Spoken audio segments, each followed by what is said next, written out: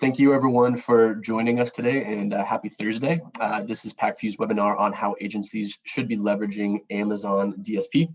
As I'm sure you all know on the line, Amazon DSP has grown exponentially in the past 3 to 4 years or so and has become an increasingly important part of your clients and your advertisers' Amazon strategy. So today we're going to walk you through just a quick lay of the land of Amazon DSP basics. We'll then move on to some more robust insights into how agencies should be leveraging it, ways to work with your clients that we've had success with, and then some interesting test and learn opportunities or recommendations for you.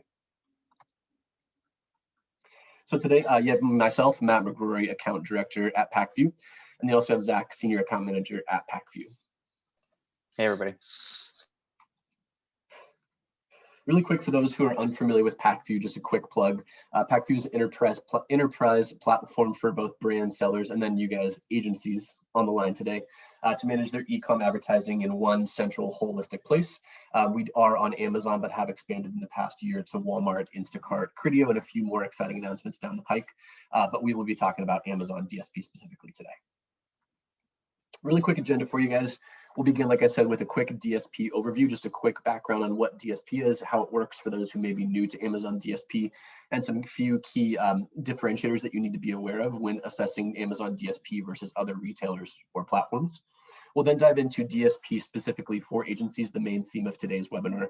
We'll then move on into best practices, some unique test and learn opportunities or recommendations.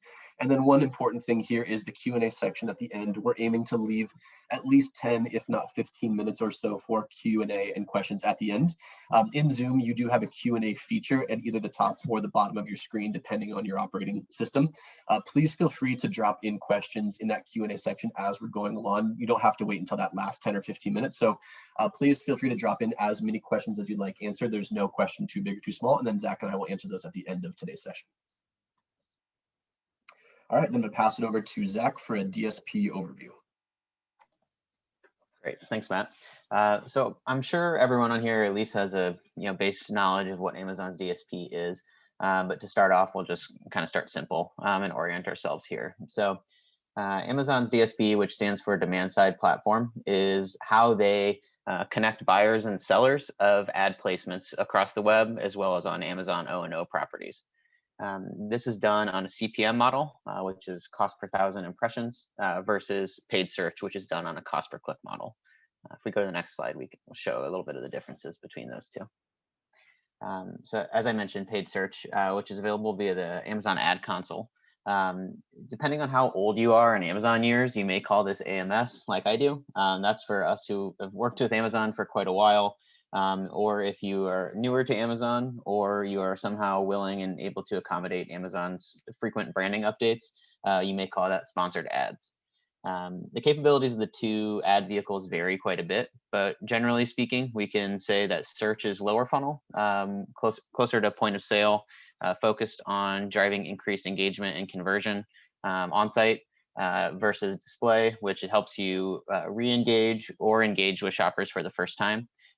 Potential shoppers, people who are exhibiting behaviors that makes them a likely target, as well as the customizability on the display side is much more robust versus search. On the search side, you have a pretty rigid 3 types of ads: sponsored product, sponsored brand, and sponsored display. There is some variation within those that you have some customizable features, but for the most part, you're pretty stuck with what your ads can look like.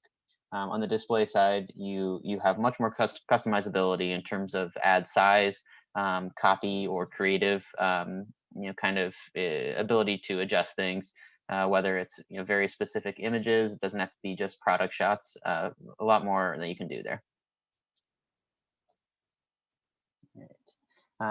So Amazon's DSP has ad placements available via Amazon properties such as Amazon.com, whether it's desktop, mobile app, or mobile web, or Twitch, IMDb, other placements that they own, as well as third-party placements, whether it's 3P publishers or a bunch of different apps and websites that are very popular. Whether it's CNN, ESPN, USA Today, Yahoo Finance. It does seem like you're pretty much able to get ad placements surfaced anywhere that you want. Personally, as I use the internet, I basically only exist on places where Amazon can retarget me. Each of those landing spots, whether it's an app or a website, has different ad types and ad sizes that they support.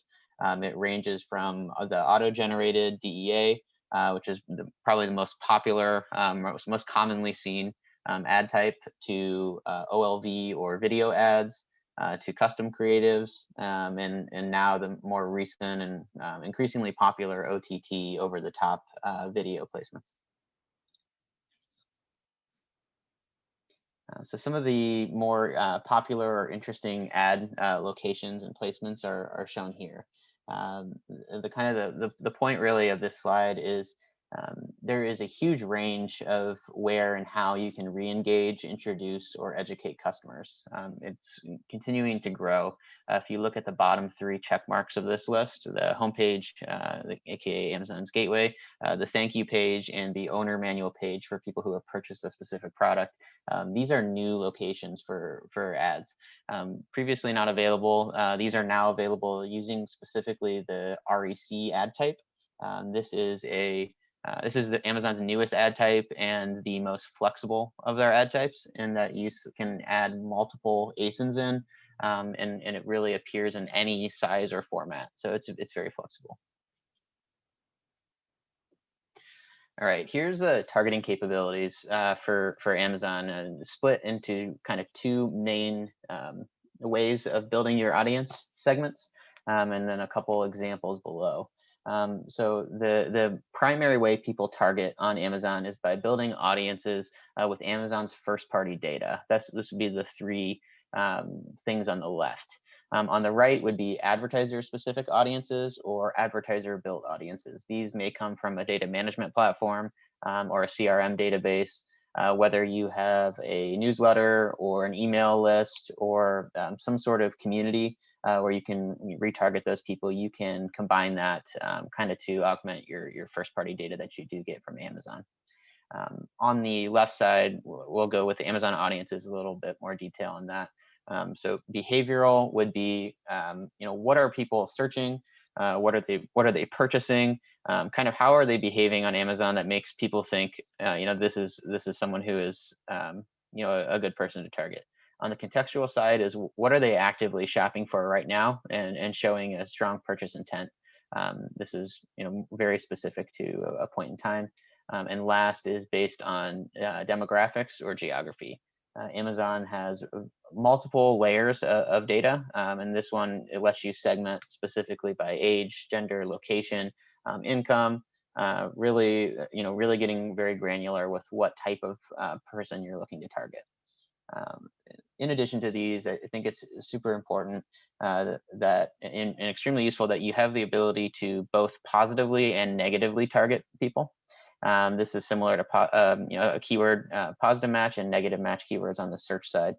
We are able to build an audience, for example, that has browsed but not bought a product as a commonly used one, or if you're on the CPG side, or someone whose products are repurchased frequently, you're able to target someone who has purchased the product before, but only within a specific window of time. So there's a lot of customizable and multi-variable levels of data you can get into here that make it really interesting targeting. Cool. So where is Amazon's DSP available? The answer is pretty much everywhere. Anywhere that they have a marketplace, they also have Amazon DSP, except for a few of the newer locations. So Sweden and Poland don't have Amazon DSP available. It's very reasonable to assume that whenever Amazon launches a new platform, they're going to launch try to get their advertising up to speed with it as soon as possible.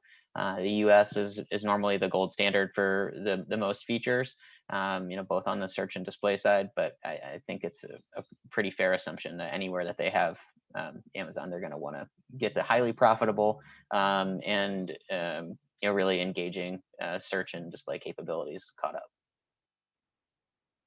So here's a little history of kind of AMG, AMS, DSP, everything kind of rolled into one since the names have changed over time.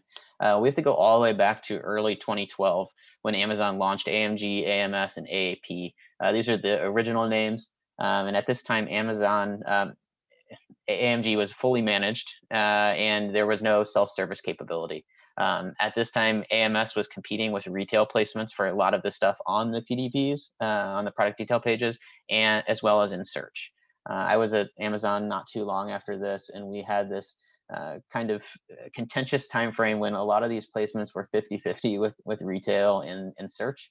And we were, really unhappy because our vendors, were mad that somebody else's products were showing up on their page, or they weren't at the top of the specific keywords anymore, and they realized they actually had to kind of pay to play. This is really a major shift in how Amazon was engaging with each specific keyword. Fast forward to 2017, and Amazon now has self-service capabilities for DSP. And this is really the first time the self-service functionality was very usable. Then they added customized reports, bulk edits for self-service users. Like, these are major changes that things were not extremely arduous to make changes. So this is when things became a little more scalable. Now, over the last 6 months, in December 2020, they released the open beta read-only API for self-service Amazon DSP. Major improvement for those of us who are used to utilizing a tool for what we do on Amazon. I'm sure most of the attendees here are tool users, whether it's Pacvue or something else that you guys have. There's this really, from a reporting perspective, this release was really important. I have a case study later in the presentation that will show. I'll note the amount of clicks that I've saved and downloads that I saved for this, but I'll save that for then. And then the most recent was Q1 this year. They released a beta read plus write API for Amazon tool providers. This is going to be kind of the future of DSP. The fact that how quickly they've been able to release the API and improve it is extremely impressive to me. Those of us who have worked with Amazon for a long time would recall that the product display ad was excluded from everything search API related for the longest time, and actually wasn't even included until they started morphing that into the sponsored display ad unit not too long ago. So really, really impressive last year and a half for Amazon in terms of the features that they've rolled out. So here we get away from the history and into where and how can you use DSP. So the question that we get a lot from brands is, I guess not so much a question, more of a statement of what they feel is fact is, I'm not sure DSP is right for my category or for my brand. And kind of the retort to that is that that's not necessarily true.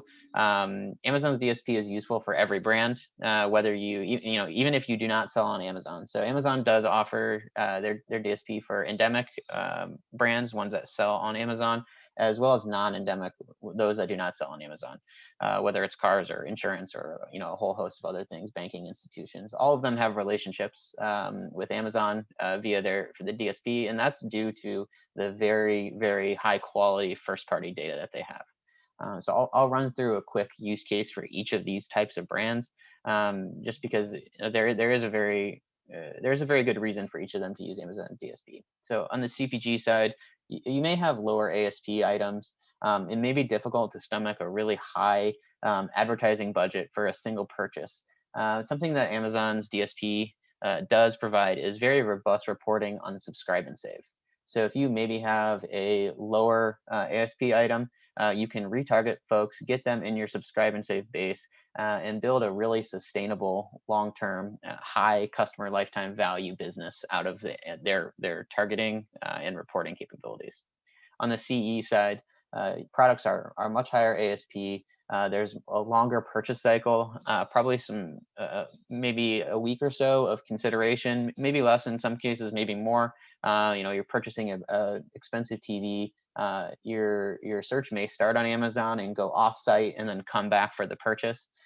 There's a lot of ways that you need to engage with customers who are in that pool for the specific type of TV that you offer. Hitting them multiple times with the same ad or a similar ad to call specific features based on their search history makes it so much more likely that you're going to be top of mind when they do decide to convert on a TV. On the non-endemic side, for automotive, I think good example would be folks who are recently retired. They moved to Florida. Maybe they're looking for a shiny new convertible. You're going to surface a different ad to those people based on Amazon's geography, geotargeting, and demographic data such as age. Maybe you'd want to show a convertible ad to that family versus someone who's living in Alaska. Maybe not convertible the best ad to surface to them. They may be more interested in a truck. So you don't want to waste your ad dollars by having inferior targeting. The quality of data on Amazon it makes it so you can spend your brand's dollars much more wisely.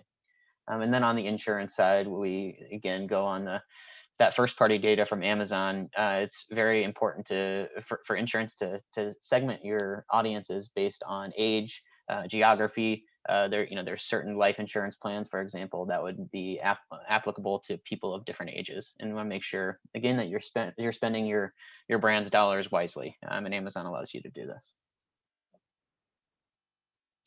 So here is a handful of different ways to target one generic group of parents. So we can start really, and this is in the middle of the list, so don't be thinking you're missing something when I say this, but start way upper funnel, like pregnancy or childbirth books. Those people are, they haven't yet had a child.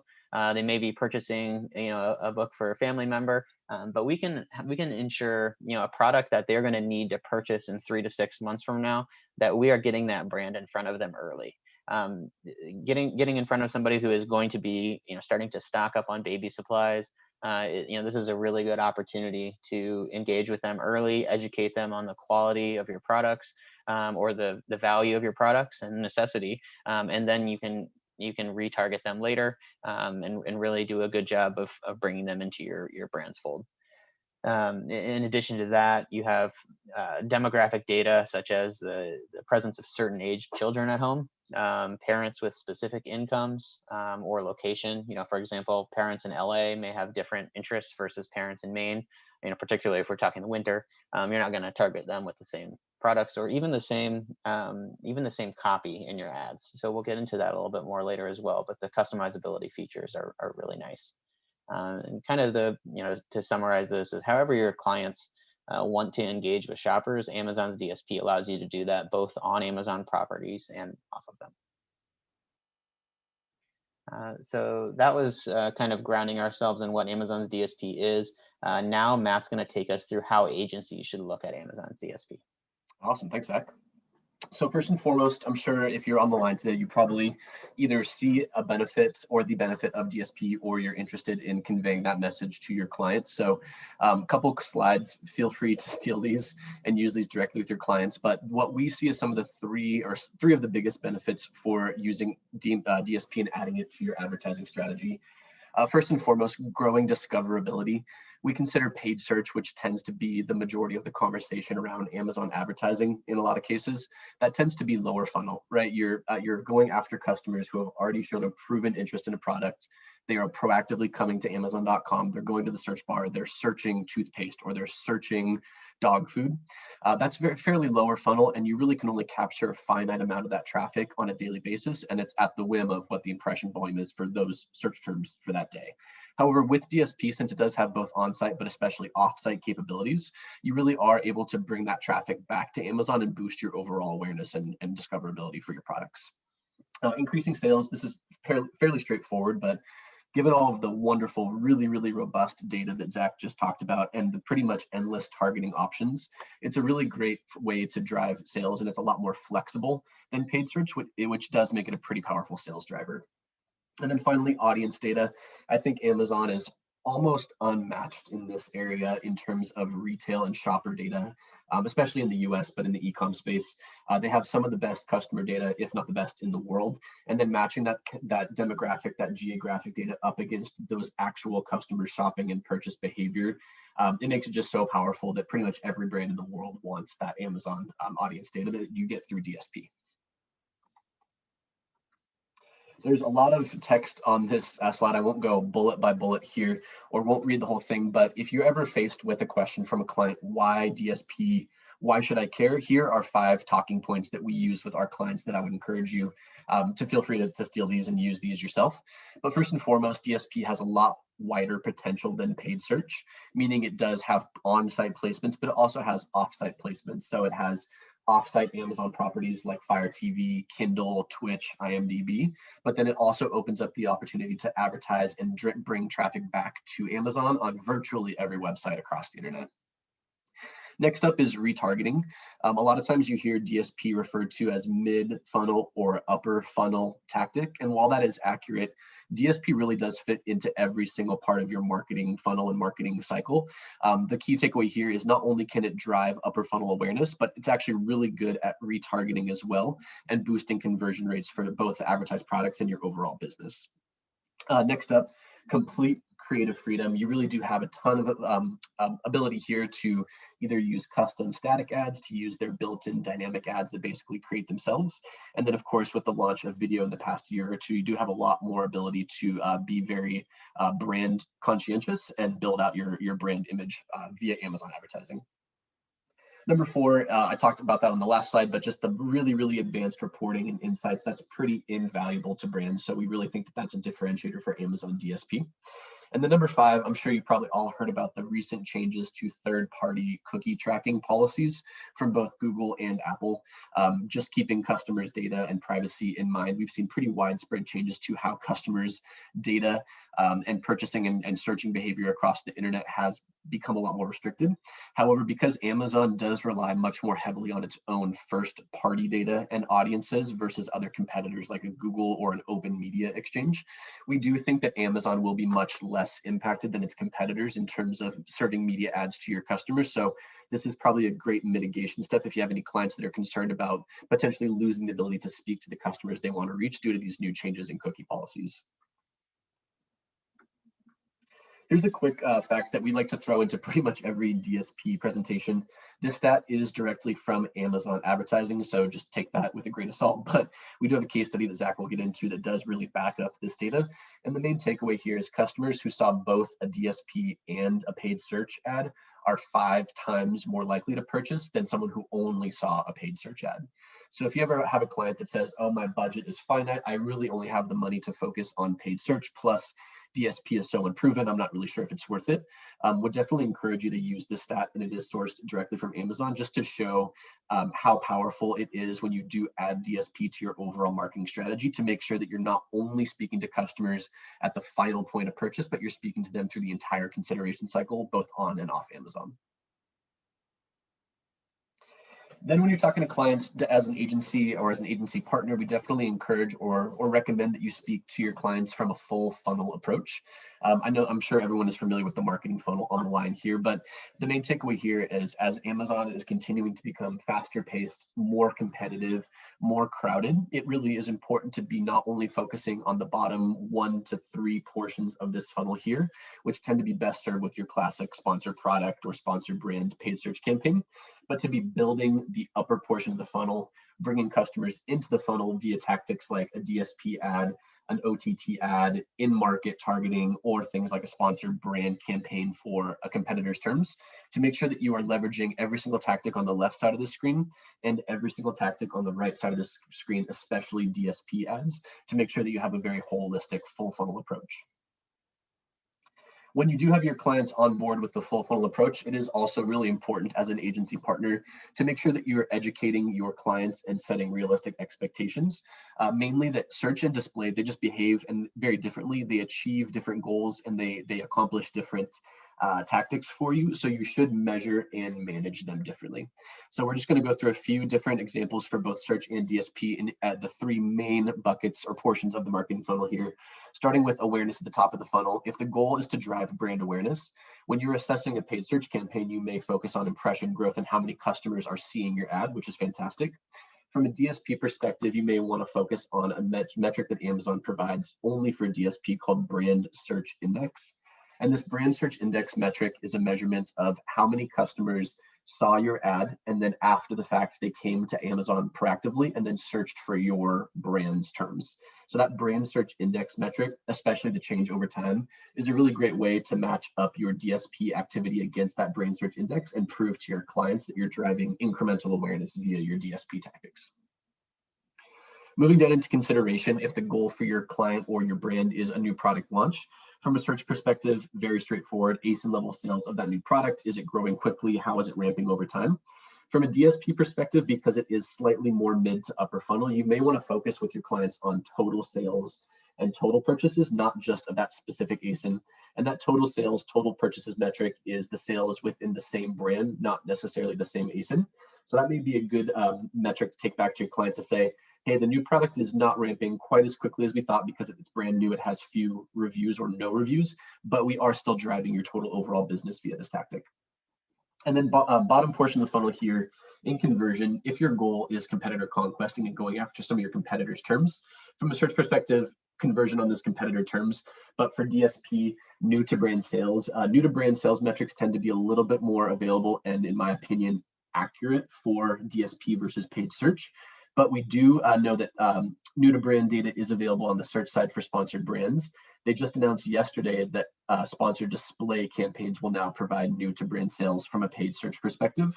And don't quote us on this, but we have also heard some rumblings that they will hopefully in the very near future have new to brand data for sponsored product campaigns as well.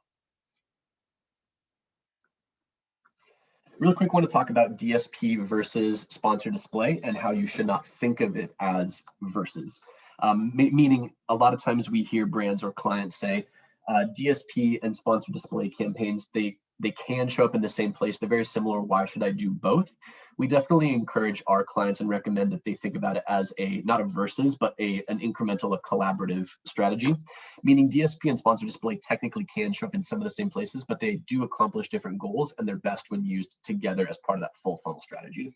We put this slide together for a client recently, and it was really, really powerful, just showing them what they do best and how they're different, not why you should not use both. So pretty straightforward here, but DSP, it's definitely best at bringing offsite traffic back to Amazon, whereas on the top right for sponsored display is better for that more advanced on-site strategic, very granular targeting.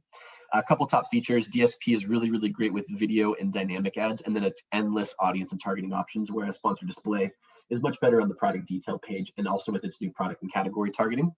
And then proposal here that you could use for a client is use DSP to bring offsite traffic back via prospecting or retargeting tactics, and then go capture that traffic on the right side for sponsored display with competitor or cross-selling product detail page placements. So next couple slides before we go into our use cases and test and learn recommendations, wanted to talk about just more strategically, tactically for you as agency partners to brands or advertisers, some tips that we have for you when you're working with a client in an agency capacity. So here's kind of our top 5 tips. These are by no means exhaustive and may not apply to every single agency. But first and foremost, top left, test early and often. Really cannot stress this enough, and we'll cover this in a few extra slides towards the back half of the presentation. But the main reason here is clients really look to you to be their DSP experts. That's the reason they've chosen to partner with an agency and to let you manage their advertising on their behalf, is because they don't have the expertise in-house to know the right answer, to know what should I do. And so they really look to you to be that expert. And so when you get an email from a client to say, hey, Amazon just launched REC, responsive e-commerce creative, and it's now required for that new homepage gateway placement, how do we launch? You really do have to stay on top of those trends and make sure that you're testing early and often to make sure you have the answers for your clients. Number 2, full funnel strategy. I know we've harped on this quite a bit, but DSP is really so much more than just your simple retargeting. It is really, really powerful in driving awareness and then also incrementality. So we definitely encourage you to think of DSP as not only fitting only in the top part of the funnel, only in the middle, but can flex into all 3 and should be part of a holistic strategy.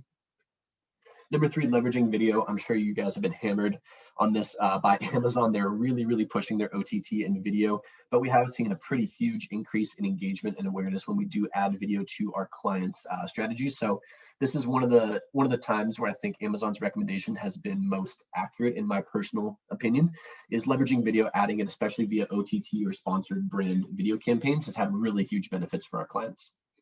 Number 4 on the bottom there, create custom reporting Really can't recommend this enough, whether that be Excel based, whether it be in a platform like Tableau or Google Analytics. Just creating custom reporting that's really branded for your agency and specific to your client. And then most importantly, in our opinion, is allowing the client to really dive into that performance on a weekly basis and make sure that they over time are starting to understand the data. It really just makes every conversation with your client so much easier when they both understand the data but know how to access it and how to read it. And then 5 here, educate your clients. Constantly be teaching your clients about how to think about and leverage your DSP campaigns. Even though you do want to obviously maintain their business and keep managing on their behalf, a well-educated client is a more collaborative client. It's, in my opinion, a better client to work with. And then it also makes any future campaign just that much stronger and better when you are working with a client that is up to speed on the latest and greatest for DSP.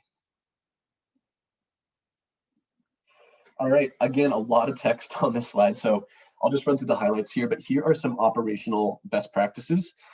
These 5 are some of our top 5 recommendations that we have based on our experience with the DSP business on Amazon.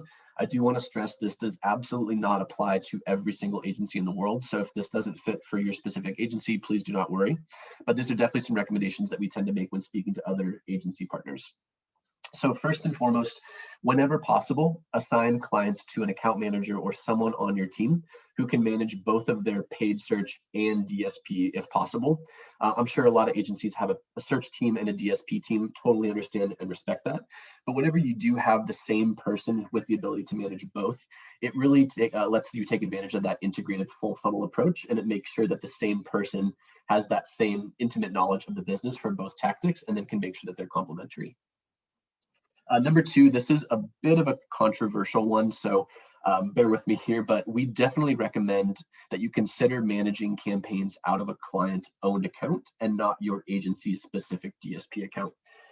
Long story short, we have come to this realization after hearing from other agency partners and dealing with this internally, where it just essentially it prevents you from being billed up front for the client spend and then having to go back to that client and make sure that you're paid after the fact for every single campaign, whether or not they're happy with performance. But then it also prevents you from being held liable and getting in the middle of between Amazon and the client for any potential late payments, performance or payment disputes, billing issues, things like that. So one thing that we've had some great success with is creating an internal email alias for your team to all share, and then having the client-owned account send that email alias a login. So your whole team can log in with that login. You can all manage from that same alias, but then the account is owned by the client itself. Number 3, something that we've really had to do this year that's made a ton of difference is creating a standardized onboarding process. So creating a set of resources, whether it be PDF, Excel, Word doc, where you have a list of required information from the client that you know that you need before you can even touch their business and get started. And then also just make sure that you're super clear upfront on timelines, SLAs, and then launch milestones. We know that every client in the world wants to get started yesterday with DSP if they are ready to move forward with the campaign. So just make sure you're really level setting expectations. It makes your life a lot easier. Number 4, constantly be testing and learning. I know we've mentioned this about 5 times, but I don't have to tell you how fast Amazon changes and how many changes happen. But the main takeaway here is the last part of that bottom sentence, which is earlier testing equals cheaper testing. In our experience, the earlier that you do test a new opportunity or a new tactic, it tends to have a lower CPM, less competition. So the earlier that you can gain insights, you will not only be ahead of the competition, but you'll usually get to operate that test at a lower cost. And then number 5, just ask Amazon to audit your performance. The Amazon AEs, even if they're not managing the client's business directly, they are still, of course, compensated based on their book of businesses spend and the growth in those clients spend. And so even if they're not managing, they're still highly motivated for you and the brand to drive high performance and continue to invest. So ask Amazon to audit. They're almost always happy to do it for free. It's not only a great way to tune up your performance and fill in any blind spots you may have, but it also shows your client that you're constantly working with Amazon and staying on top of trends and best practices and committed to growing their business. And the next 2 slides here, DSP self-service with Pacvue. Wouldn't let you get away today without a quick plug for Pacvue, but we did launch recently the ability to now plug in a client's or multiple clients' DSP data directly into the Pacvue platform, and then take advantage of some of the automation software and settings and features that we've had on the paid search side for about 3 or 4 years now. but we do now have the ability to manage your DSP, Amazon DSP for your clients directly in our platform. We're building this out and making it more robust by the day. So definitely get in touch with us. We'll have some contact information at the end of this presentation if you'd like to learn more. And then just a quick overview about what I'm talking about when I say additional features and functionality. Amazon's DSP UI is very good. It's better, it's more robust than their page search UI, but we are making a pretty concerted effort to make sure that we're providing our clients and brands and agencies with incremental features, additional functionality, things to just automate and make your life a lot easier, especially as an agency partner if you're managing, tens or dozens of clients' DSP campaigns. All right, so with that, I'm going to pass it back over to Zach, and we're going to walk through some use cases and test and learn recommendations. Awesome, thank you, Matt. So here we have a couple different test and learns. This is our intro slide to 3 unique test and learns, and kind of the summary of these would be that Amazon's DSP allows you to go really deep with data, both on the retail, the search, and display side. And we want to understand how can we leverage learnings from display to improve the whole of our business. So some of these examples on the right here that you see is geotargeting, kind of learning how behavior is in certain areas based on changes in kind of climate of the area. Second is, not weather, but the news climate, I suppose. Second would be optimizing our PDP content with DSP data. So learning, what people are clicking on and what they're converting on without actually changing our detail page content. And then last is using DSP tests to further improve the whole of the business, really, such as the paid search side. All right, first here is geotargeting, and kind of the intention is to understand the conversion triggers for why people are purchasing. So this is specifically for the security camera category. So think Ring and everything else that competes with them. The top there, I have a quote from safety.com. So the top 2 reasons that people cite for purchasing a security camera are 1, I just wanted to, and 2, I moved to or purchased a new home. Item 2 is very clear. We can target those people. Item 1, I don't know if I really believe that. There's definitely some underlying reason that people are wanting to, purchase security. It could be out of fear if there's a surge in crime in the area, whether there's a break-in, in their area or not, just in the general vicinity. Or it could be curiosity, because they own a new house and a new location. The novelty, newness factor. They just want to make sure that they kind of keep up with the Joneses, so to speak. Personally, I love getting all the notifications from the neighbors when there's a package theft or whatever. It's really it's helpful to understand how things are around you, but kind of understanding what is the reason. And so here we want to test specifically what role does crime rate play. So to do this, you could build out 3 different audience segments. This is the specific zip codes you're targeting. In the top 20 crime cities, you could do more than that or fewer than that if you want to. This is obviously totally up to how granular or how general you want your test to be. Build out these 3 audience segments: the zip codes plus in-market for security camera, zip code negatively targeting in-market, and last would be zip codes plus recent movers. So this gives us 2 controls and one kind of test subject here. What we would do for this test is look at the click-through rate, the detail page views, or detail page view rate, either of those, add to cart or add to cart rate, and conversion for these campaigns. So we want to compare the behavior of those 3 audience segments, see how that goes over time. So this is really kind of a long-term, more reporting-focused kind of data gathering test and learn here. So you give yourselves 3-6 months, maybe even longer, and track the overlay of data with crime rate over time, whether it's property crime or violent, with the uptick in any of these metrics or all of these metrics for each of these 3 different audience segments. Based on how they interact, we will be able to tell, is crime rate a major factor? Is crime rate not a major factor? Or is it really just, people who are moving are purchasing these? The data that people will cite in a survey isn't always exactly accurate. So this is a great way to kind of go a little further in understanding, what is causing people to buy these products. All right, next here is getting creative, testing product detail page images with DSP. So kind of wanted to do two things with this test. One was we had launched a new product and we wanted to drive awareness of this new product, get some get some eyes on the page, make people aware of the new features of this versus the base product. And how we did this was test 5 different images. We had our original existing image and then 4 variants.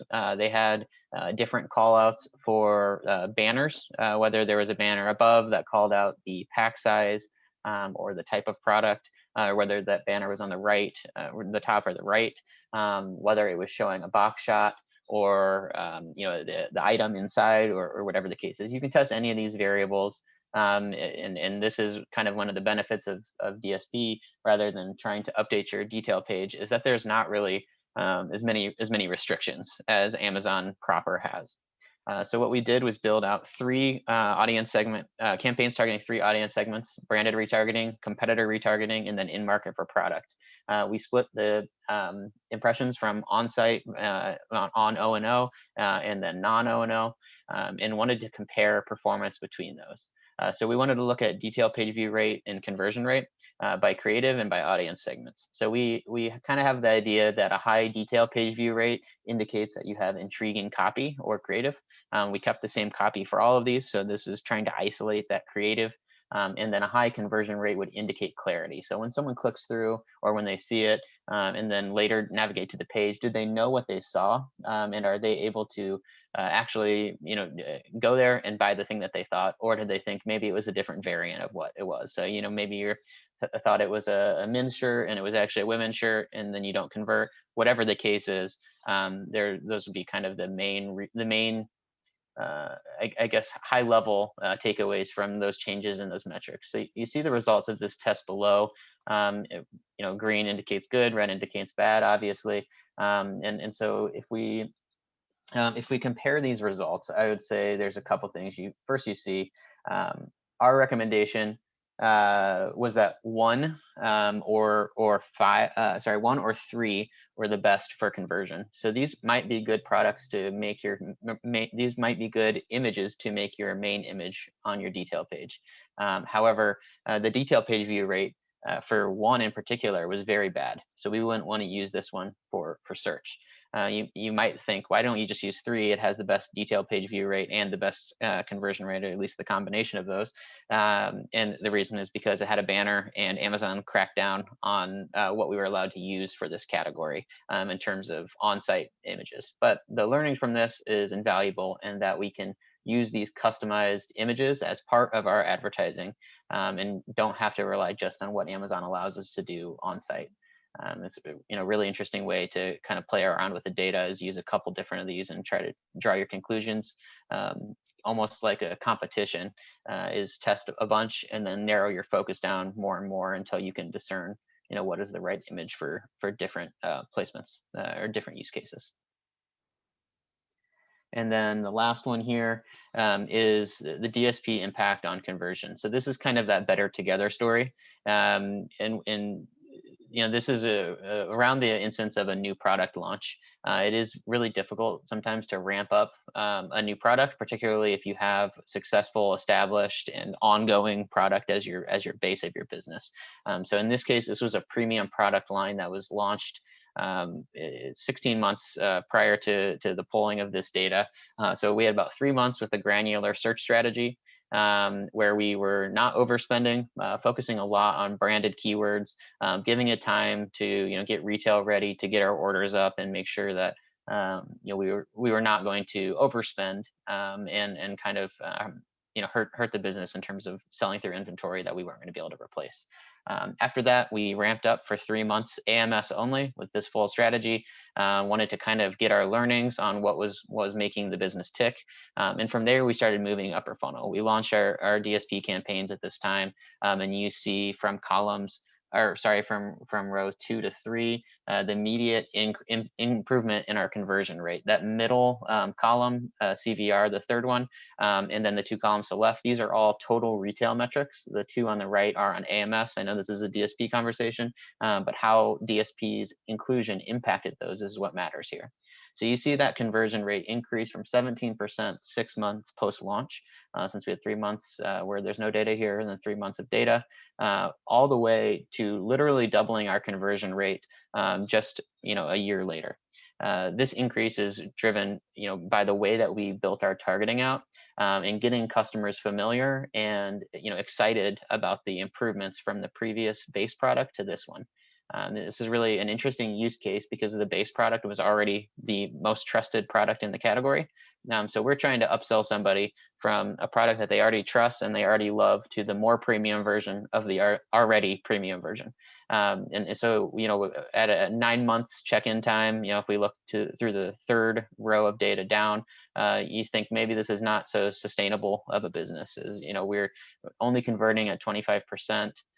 We've grown our glance views pretty significantly, but we kept at it with this strategy and really went with very precise messaging to the shoppers for the premiumness of this product and the specific use cases and benefits of the product. And since then, we've been able to increase our conversion rate every period in here to get the business to a point now where the brand and I share the same opinion that this is a very sustainable portion of the portfolio for the long term. Awesome. All right, so I am going to speed up a little bit through these last 4 or 5 slides, so we have time for Q&A. I see a lot of good questions in the Q&A section. Thank you for submitting those. So really quickly, I'm going to move through this slide really quickly, and I'll just go to the next slide to show you the results. But the thought process here in the test here was, we know that building the relevancy and the speed of the ramp of new products via paid search can take a long time due to the heavy reliance of reviews on a product's performance within search placements. So the test here was, since DSP is less reliant on the actual inclusion of reviews in the ad itself versus paid search, can we use that to build the speed and the ramp of a new product more quickly? Quick answer is yes here. So this chart is showing total Amazon ordered revenue for the new products. Then it's showing glance views in orange matched up with our increase in DSP spend for the newly launched ASINs. And this is a relatively short timeline. I believe this is just a 10-week timeline here. But when we did increase our DSP spend and push traffic to those new ASINs, they made up only around 2 to 5%-ish of total ordered revenue. After only 4 to 5 weeks of that increased DSP support, it drove a 1,500 basis point gain in total share of revenue, and then they accounted for over 17% of revenue for the total business. So really quickly, main takeaway here is definitely encourage you and recommend leveraging DSP as a great tactic for speeding up the ramp of new products. Awesome. I'm going to do one more test and learn here, or use case, and then Matt's going to take us home to the Q&A. So in this case here, we know that people purchase from brands that they recognize and trust. And how can we leverage that to run the highest performing DSP creatives? That's really the question we're all asking, is how do we improve our creative and improve our performance on DSP? So our hypothesis was that static DSP ads with custom, seasonally relevant, kind of very pretty branding, we think those will outperform a basic DEA ad. So our approach was to create those seasonally relevant images, control for eCPM, frequency caps, targeting audiences, make sure we're really comparing apples to apples, and then run these images side by side for 4 weeks. These are 2 examples here. On the left would be static ads. You can see these are obviously way more custom versus the right, which is dynamic DEA ads. These look way more Amazon native. They include add to cart. It just looks very familiar to folks. And next slide here, is the results of this test is actually that we were wrong, and that's not a bad thing. It's actually fantastic to test these things out. So the one on the left is DEA. It includes a custom image within DEA, but it still gives that Amazon native feeling. People really trust Amazon. They're very comfortable with how Amazon looks. On the right, prettier branding. This is a static image. and we saw a very significant decrease in every metric that was important, except you see the one that increased was eCPM. The reasoning is we didn't have as much performance data on the static one, had to increase our activity there, increase our bids to make sure that we were actually getting the learnings we wanted. And all of the metrics still were worse, despite having theoretically better placement with that higher bid level. So make sure you run regular tests for your clients. It's surprising, it's interesting, and they can learn a lot from it. You can improve a lot of things just from learning something didn't work exactly how you thought it would. Awesome. On that same vein, last two slides here, second to last slide, in that same testing theme, we definitely recommend aiming to test one test per a major category below per quarter. And something that you don't see on the slide here that I really cannot recommend enough is working with your clients to maintain either a monthly or a quarterly testing calendar. I'm not sure about everyone on the line, but I sometimes find it difficult when you get bogged down in the day-to-day and you're trying to manage execution plus strategy plus reporting to take a step back and make sure that you are proactively aligning on tests. So definitely slot these out with your clients, use a collaborative shared, Excel-based tracker, and then just make sure that you really stay on top of being proactive about identifying and then sticking to test opportunities at least once per quarter. All right, before we head into Q&A here, and please feel free to keep dropping questions into that Q&A portion of Zoom. Key takeaways here, pretty straightforward. Amazon DSP is virtually endless targeting options and then that robust audience data and insights. If your client is a little bit hesitant, really push this fact that it just has so much great data that they wouldn't get via paid search. That alone may be something to get them over the edge. Number two, Amazon customers are 5 times more likely when they see both ads versus just paid search. That's another great tactic to use with clients. Number 3, as Amazon becomes more competitive, and it most likely will continue to become more competitive forever, you really do have to employ that full funnel strategy. So make sure that you're not just leaning on paid search, but you're feeding that funnel via DSP. And then number 4, align on best practices and then especially test early and often to make sure you're staying ahead of the competition on behalf of your clients. All right, so thank you all for sticking with us for the last 53 minutes. We're now going to go ahead and open it up to Q&A, and we will just open up the Q&A section that Zach and I can see, and we'll read these out for you, but please feel free to keep adding these as we go through. So first question we have is, what are the ad placements where sponsored display and DSP will compete if you are running ads in both? This is a really good question. These are currently only on site, I believe. Zach, please correct me if I'm wrong. Where there's a few different placements, I think most notably on the product detail pages. I know that tends to be where the DSP and sponsored display ads tend to compete most. I think Zach probably knows more about this than I do, but I think that there's a banner placement right below the search bar and above the PDP content.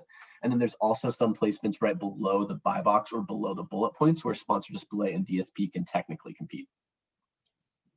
Correct. Yeah, you're targeting the same placements with those.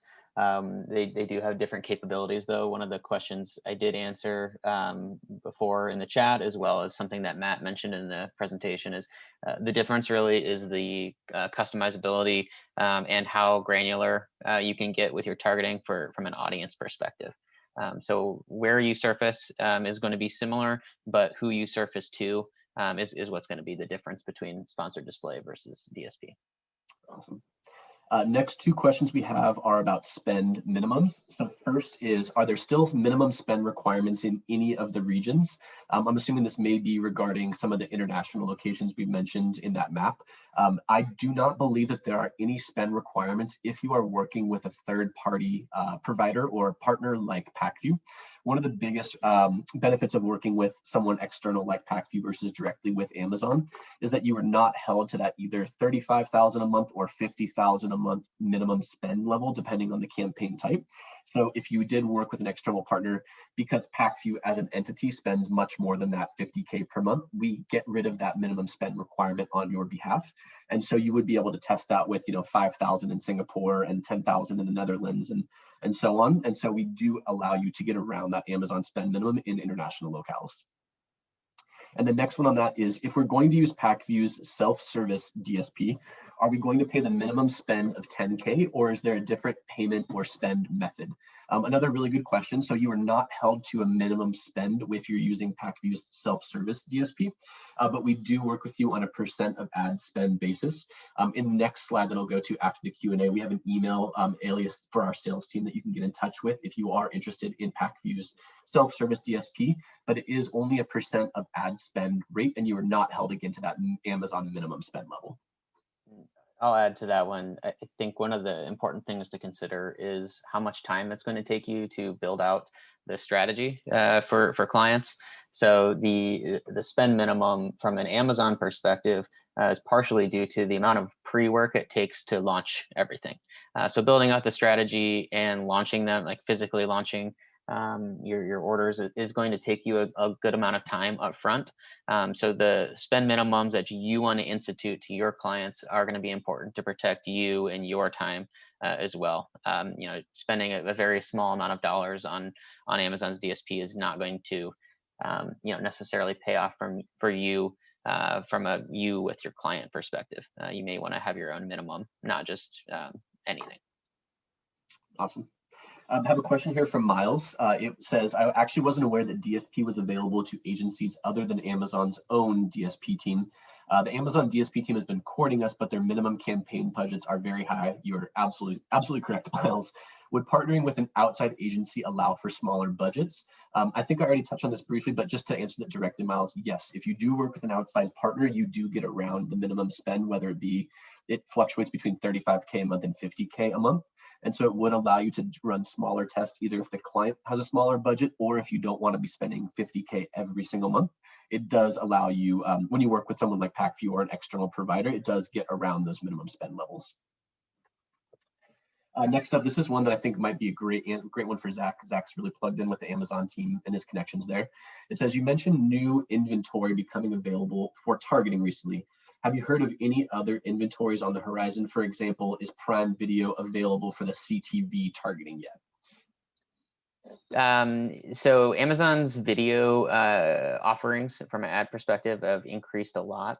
I would say they now have Twitch, a whole host of IMDb and Fire TV, Prime Video targeting that they've released in like the last 6 months or so to self-service.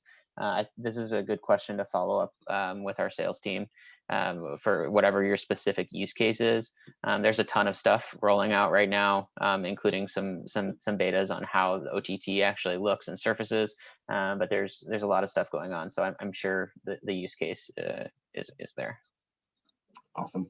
I have another question. It says, what do you think is a good budget ratio for sponsored ads or paid search versus DSP? It's a really good question. We get this pretty much daily.